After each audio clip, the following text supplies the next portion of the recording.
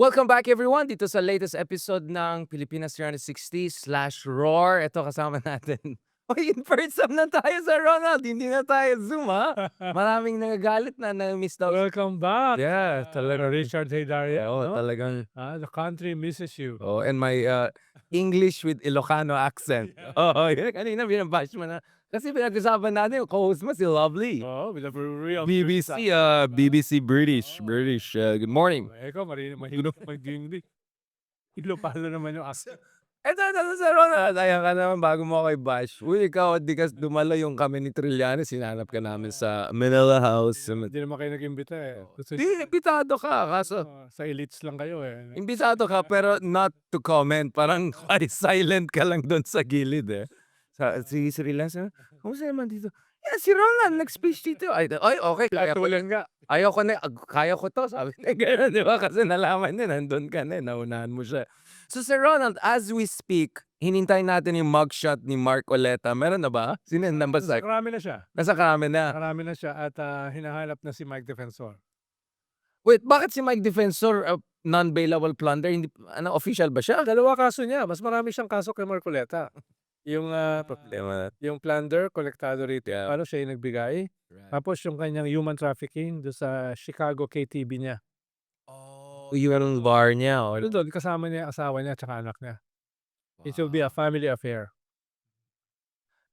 Let's just stop there. Kasi kinabahan na ako, parang KTV, family affair, marami siyang kaso. Hindi kasi sabi nito, bakit official ba siya? Bakit siya ang napaplunder case? Ano ba nangyayari dyan? So, I just felt it's important for Doesn't people. matter sa Yeah. pag na-involve ka, kahit hindi pera ng Kasi gobyerno, private citizen. kahit private citizen ka, kung involved ka dyan, damay ka. Yeah. Alam na alam mo yun, Sir Ronald, yung mga ganun, no? Kahit di ka abogado. Oo nga. Bakit kaya? Napagkapakamalan akong justice. Lalo na pag madalas kong kasama si Justice Carpio. So, Si Justice Tascuna. but Justice Carp is very respect when I say Justice Ronald Llamas, pinapatuloy niya talaga, well, that's an interpretation. Gumagano talaga siya, parang he honors your point of view. Like, that's one interpretation, ganun si Justice Carp, but another way of looking at it, bakit meron ba validity yung sinasabi ni Sir Ronald? Tumawa siya na. No, but Sir Ronald, going back to this, I mean, so non-bailable kay Marcoleta, but some people were wondering if parang there was an understanding na there will be a case pero Sandigan Bayan or the courts would not issue a warrant of arrest. Basically sa downstream, something will get clogged. And there's also another theory na maybe the ombudsman, by the way, of course, is supposed to be independent, pero parang medyo nagsariling sikap yung ombudsman na medyo labas dun sa general understanding na nangyari Pag to hindi kasi diffuse the nila tension. ginawa ito doon sa full extent of the law, magmumukha silang tentative, vacillating, weak. At yun siguro yung pinakita ng gobyerno nitong mga nakaraang mga araw na hindi sila ganun ka-weak, hindi sila ganun ka-tentative, ganun sila ka-decisive. Lalo na in relation dito sa pressure ng Iglesia ni Cristo. No? So, at tumuloy si President Bongbong sa Canada in spite nung threats ng Iglesia ni Cristo. So, ang pinatunayan nila, chill lang kami. No? Para lang kami sa Hidarian. No? Yeah. Ayan. Pag may mga threats sa amin, Breakfast ko lang yan. Tuloy Breakfast kami. lang yan. tuloy kami sa UK. Oo. Ay, Ayun ka na naman. Bumalik na nga eh. Sir, balikan ko yan. So, yung INC, yung rally and all, what exactly happened there? Kasi hinintay ko siya nang bumalik ako. Wala na bigla eh. Na-diffuse siya eh. Is it because wala nang wala na siyang staying power? Is it because may understanding nangyari? Sa pagkaalam mo, ano ba nangyari? Bakit? Well, una, siguro mayroon na ring rally fatigue yung mga Iglesia ni Cristo. Ikalawa, baka kinapos sa resources dahil malaking logistical nightmare to sustain several thousand people for several days. No? Ikatlo ay nakita rin yung kanilang weakness nung Senate leadership crisis dahil hindi sila nakapag-mobilize din doon eh. Pumunta sila, pero just a couple of hundreds. No? So nakikita mo medyo may weakening kumpara doon sa 1 million nila January. Yeah. At saka yung Yung last year. 600,000 last November, Oo. no? Pero tingin ko yung pinakamalaking factor diyan ay sino ba yung mag-re-risk ng buhay para sa isang icon o isang simbolo katulad ni Marcoleta? Bakit? Ah, Ang tanong ko sir, ah, ano ba ang kulang kay Marcoleta? Legal luminary, hmm, matapang, ah, palaban, ah. mukhang Sir Ronald. Like, Parang, hindi niya kamukha si Lancelot, si King Arthur 'no, yeah. yung magra-rally ka yung sa Age of Chivalry 'di ba, Oh, yeah. yung, lahat, bibilib 'di ba? Oo.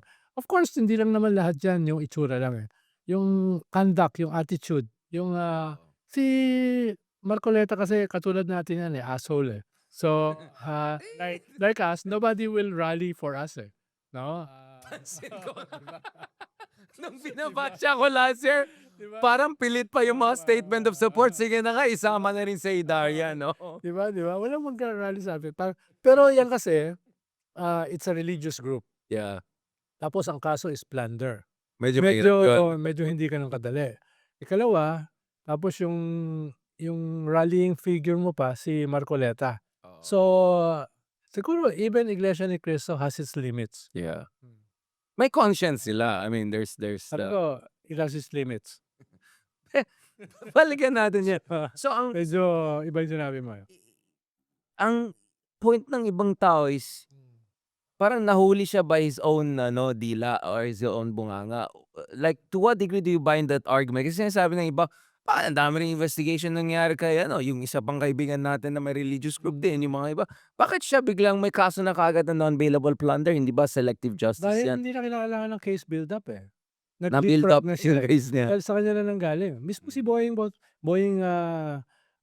Remulla sinabi niya, Yeah. na parang open shot case na ito, sa kanya na nanggaling yung admission. Yung interview sa Net25 yata. Yes, 'no? Why did he do that? Why would he say that? Pinagmamalaki niya nalusutan niya yung, yung So complete hubris. case niya.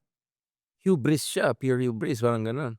Oo, yung mukhang his very face is about hubris, Ang problema ko sir, coming from you, it's really rich, 'di ba? Parang lahat ng sinabi mo sa kanya parang Hindi nakikita ko rin gusto dito. ko siyang katabi dahil, nagmumukha akong humble. Oh, yun nga, Ah, Hindi ka hinamon for debate 'no, hinamon lang niya si Justice Carpio 'no. oo. Tapos nung pumatol si Carpio, ay hindi, iba na point na debate Oo. natin. Kakasuhan daw niya ng treason, Ayun. Natawa lang si Carpio sabi niya, "Even my first year student, knows that Like, walang treason law grabe. this time." So, That was a really illegal luminary moment. So, is Panfilo Lacson the happiest man alive today? Kasi medyo may dynamic yung dalawa na yan. siya yung unang nag-text sa'kin kanina, Puro emoji, heart. Hindi ko na sasabihin kung anong text niya. Siya yung unang nag-text.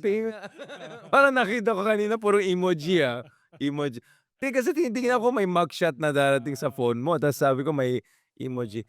So, he must be a very happy person. Lahat kayo naghihintay ng mugshot, Dahil Grabe ka talaga, Sir dahil Ron. pinag-usapan namin ni Kristan na bawal yun, Oh, dapat yung natural face mo yung nandoon. ayan ka na naman, Sir Ronald.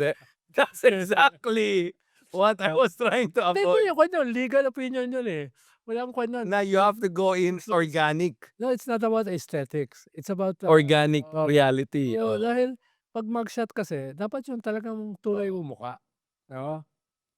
Wait, so kung pinagawa mo yung kilay mo, patanggalin mo, paano ba yan, Sir Ronald? Kunyari, pinagawa mo yung kilay mo, tapos kasi may kilay na pwede rin ma-mugshot. So tanggalin niya, paano ba yan, Sir Ronald? Hindi na. Ay, hindi kasi dikit na. Kung fake yung kilay mo, yun tatanggalin mo. Pero kung dikit na Oo. okay, that's an interesting. Tapos kung yung buhok mo nakadikit na, ang hirap na tanggalin nun. Para kang ini-sculpt nun, di ba? Lang. Scotch tape. Bago tayo kasuhan ng yan problema talaga. Parang nakalimutan na ng mga tao yung kaso tsaka yung Yun nga naalala nila yung mugshot, But that's gonna be in the books, 'di ba? Talaga yan maging siguro next time nandito tayo, lagyan natin lahat ng mugshot ng mga kaibigan natin dito, 'di ba? So, does this show na may limitasyon din? Kasi kanina sabi mo kahit yung ganitong grupo may limitasyon pagdating sa sinong kaya nilang depensahan kahit galing sa kanila yan. Pero nakita din ba natin yung limitasyon mismo ng puwersa ng grupo na yan? Kasi matagal na natin silang pinag-usapan as the kingmaker or even more than that. Actually, that's what I was referring to. Yeah. Yung base nila baka puno Kinapos eh. talaga. Yung base nila baka ay hindi nakatanggap-tanggap itong mga nangyayari na ito, 'no? Religiously ay nandun pa rin sila sa relihiyon nila, pero politically baka, dahil kahit yung kanilang mga kabataan, kunyari nasa social media yan, eh. Nakikita Oo, nila nakita yata nila yung na galit nangyayari, na lahat ng tao. nakita nila dun sa, Senate crisis, karamihan ng tao galit kay Marcoleta at saka kay Alan Peter and their cabal. Yeah. So, hindi mo naman puwedeng i-isolate yung members mo, especially your young members, Kasi embedded din sa sila sa social media. society. Yeah. So, kung galit yung social media, kasama sila, kasama sila. So, tingin ko may epekto 'yan. So sa tingin mo, Sir Ron, Oo, wala akong scientific yun nga, wala tayong data, pero ang oo, base sa nakita mo, yung basta ano lang, scanning na lang, yung ano lang, yes, parang walang masyadong kabataan, is that what you're saying? Walang yes. masyadong Gen Z, walang masyadong rally. Kausap ko some of the Okay. youth leaders, eh. Correct. Kaya hindi ko na sasabihin. No, of course, sino sila. Pero Oo. ano yung mga sentimento na shinare nila sa'yo, Sir Ronald? Hindi, politically iba yung kanilang Talagang iba yung pananaw nila. lalo na sabi ko nga kanina, ay present sila sa social media. Nakikita nila yung mga evidence, nakikita nila yung, conduct ng mga sinusuportahan nilang mga Duterte. Correct. Nakikita nila yung nangyari dun sa Senate crisis at yung pagiging online seller ni Ambassador of Jesus Christ, Alan Peter. So, tingin ko pati sila galit, eh, 'no? Almost 90% galit, eh, dun sa nangyayari. Na feeling nila parang binababoy nila yung institusyon Yes, natin. pinawasak yung institusyon. Tapos yung antics nila, Yeah. parang, parang open season, eh, 'no? Yeah. Kitang-kita yung kanilang mga drama queens nila, kitang-kita yung kanilang mga fake na arguments, fake na Yeah. mga conduct, 'no? So, Yung theatrics kumbaga, parang on the yes, coming yan for a senator. they're not good actors. Correct. 'No? So, yan ay nakikita, for all the country to see sa social media. Kaya hindi ka na gano'n kadali, eh. But I wanna ask about this around kasi alam ko yung panahon na nasa poder kayo, nung panahon ni President Aquino, may konting argument with the Catholic Church on the RH bill issue, di ba? At ang naging usong debate nung time na yan was yung konsepto ng separation of church and state, di ba? Dahil sa ating saligang batas, basically exempted from taxes yung mga religious institution kasi basically outside sila ng secular realm. So nung time na biglang bakit nakikialam naman sila sa secular realm pagdating sa public policy, which is yung issue ng reproductive health. So nung palang naging issue na yan. But in fairness naman, I think last time I checked, the Catholic Church, wala naman silang block voting. Pag pumunta ako sa mass, wala akong nakikitang listahan, itong bubutoyin nyo. Sa pagkaalam ko, hindi naman nag-advocate na sinong appointed ganito, appointed dyan. Hindi ko nakita na nagpipipi-ball power ang Catholic Church para protektahan ng isang akusatong tao. So, in fairness, Malaking yeah, difference. malaking difference. Difference, 'no? Exactly. Never ako nagkaroon ng experience na nagne-negotiate sila ng posisyon, Ang Catholic Church. Catholic Church. Yeah. Never din sila, went naging unhinged, 'no, para sa kanilang mga posisyon. Medyo mas intellectual yung diskusyon diyan, 'no? At, mas ang pressure nila hindi sa presidente, mas ang pressure nila dun sa kanilang mga local parishes at yung mga kumakausap dun sa mga congressmen. Pero ang alam ko naman, wala pa akong nakita na talagang, bardagulan type, "Hindi ka namin susuportahan, 'no, babanatan ka namin kung hindi ka pumosisyon ng ganito." Although Riza Ontiveros, I remember during isang mass noong 2013 gano'n, openly mini-mention si Riza Ontiveros. And to be honest, I felt very uncomfortable. Umalis ako. I saw Yes. people getting out. Yes, So totoo yun. may gano'ng moment ang Catholic Church nun, eh. No, the Catholic Church, like the government, is factionalized. Meron diyang mga ibang mga mas, mas, Conservative, conservative, ultra-conservative. Yeah. mas open sa kanilang mga views. Yeah. Merong mga progressive na mismo ang gobyerno tinatawag silang communist, 'di ba? Tinatawag silang leftist, 'di ba? At meron kang mga left at saka right of center. It's an institution which has survived for more than 2,000 years, 'no? At, yung Catholic Church ay nakita rin natin yung ups and downs niyan. Correct. At dala-dala pa rin 'yan yung gano'ng klaseng mga tensions at saka impulses, 'no? Sa Pilipinas lang, eh, meron kang mga talagang, overtly nag-endorse katulad ni Cardinal Sin, 'no? Right. Ta's meron kang mga ayaw ng ganyan. Mm. So, hindi siya katulad nung isang religious group na medyo centralist tsaka, commandist yung structure, no? Actually nangyari yan nung 2015 nung panahon ni Pinoy, nung nag-rally rin sila at sinarahan nila ang EDSA Yeah. for 2 days diyan sa Yung EDSA inimbestigahan ni, Secretary de session. Lima back in the day as Justice Yes, Secretary. yes, Oo. oo. Parang nakikialam daw sa kanilang internal dynamics. Pero nung second night, kinausap na sila na hindi na pwede yan. Now you have to disperse or the state will move to disperse you. Dahil you're causing major disruption dun sa main thoroughfare Right. ng National Capital Region. Kaya nung pinaabot sa kanila yon, nag-disperse sila kinabukasan. But you have to show strength. No, you have to show strength. Pag nakaramdam sila ng weakness, talagang They'll susugal push the talaga limits, yan. yeah. Oo. Dahil ito, even if it is a religious group, they fully understand the limits and possibilities of politics Yeah. and political pressure. Savvy sila in Yeah. short. Very savvy sila in Yes. reading the tea Yes. Sabi between. nga ng iba, very cynical. Well, going back to this, posible rin ba na nakita natin yung limitasyon nila in terms of openly advocating for someone at the national level, pero pagdating sa local level, still they'll remain as a decisive factor dun sa kasi sa mga barangay fights, it's a matter of few thousand votes eh. They could Yes. be the decisive factor. Yes, sa mga lugar na highly contested at thin yung margin Yeah. ng labanan. Pero halimbawa, last midterm election, bakit nung tinatakot nila yung mga congressman not to vote for the impeachment of Sara, bumoto pa rin yung overwhelming majority. Dumami pa this round. Yeah, tapos dumami pa ngayon. Bakit? Dahil more than 80% ng mga distrito walang kalaban eh. Yan naman ay konektado naman dun sa mga iba nating mga problema. Political dynasties, no, warlordism, etc. But the fact remains na maraming mga district hindi kinakailangan sila. Yeah. No? Kahit i-package nila na kailangan sila. At syempre, mga politiko na also have their ear on the ground, alam din nila yung balance of forces on the local. Hindi sila i-antagonize, hindi sila aawayin, pero alam din nila na sa ganitong karaming distrito, hindi sila ganun kakailangan, unlike in the past. Correct. So there is gonna be an effect in terms of yung kanilang perception of their power at the very Yes, least, no? hopefully ay ito kasi yung labanan between modernity and pre-modernity. These are pre-modern elements na yung separation of church and state hindi nila tanggap. Na yung ating modern form hindi nila gagawin yan substantially. So in a way, struggle ito from different vantage point, dynasties, mga religious groups, no? Yung mga warlords na yan. Yeah. They coexist with the modern system. They package themselves as modern. They cloak themselves with modernity, pero deep within ay kwan yan.